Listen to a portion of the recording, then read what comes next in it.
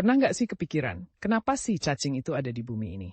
Bayangin aja, makhluk kecil yang sering kita anggap remeh, tinggal di tanah, suka bikin kotor, tapi ternyata punya peran yang jauh lebih penting dari sekadar menjadi makanan burung atau cari makan di tanah aja. Jadi, cacing ini sebenarnya punya pekerjaan rahasia yang bikin ekosistem jadi tetap seimbang dan sehat. Nah, dari sini kita bisa mulai cari tahu, kenapa sih cacing ini bisa diciptakan, dan apa sih sebenarnya manfaat yang mereka bawa ke lingkungan kita.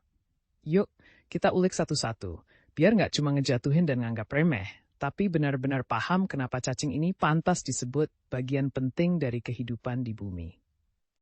Oke, jadi bayangin deh, di dunia ini ada berbagai jenis cacing yang punya peran masing-masing, dan semuanya itu justru sangat penting buat kehidupan di bumi ini. Jadi cacing itu nggak cuma makhluk kecil yang bikin geli, melainkan punya fungsi yang super vital buat menjaga keseimbangan ekosistem. Pertama, kita kenal nih sama cacing tanah. Nah, ini mungkin yang paling terkenal.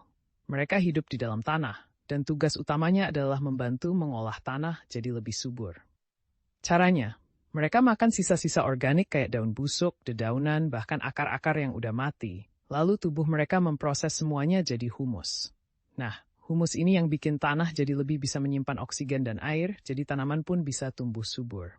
Selain itu, ada juga cacing pita dan cacing gelang, yang biasanya hidup di dalam tubuh makhluk hidup lainnya. Cacing pita misalnya, bisa hidup di dalam usus manusia dan hewan. Dan meskipun terdengar nggak enak, mereka justru jadi bagian dari rantai makanan dan pengendali populasi makhluk lain. Lalu, nggak kalah menarik, ada cacing laut yang hidup di dasar laut di lingkungan yang ekstrem. Mereka membantu menjaga kebersihan dasar laut dan mengurai bahan organik yang ada di sana. Jadi laut tetap bersih dan sehat. Intinya, cacing itu kayak pahlawan kecil yang jarang kita sadari. Mereka membantu memperbaiki tanah, menjaga keseimbangan lingkungan, bahkan membantu dalam proses penguraian bahan organik di berbagai ekosistem.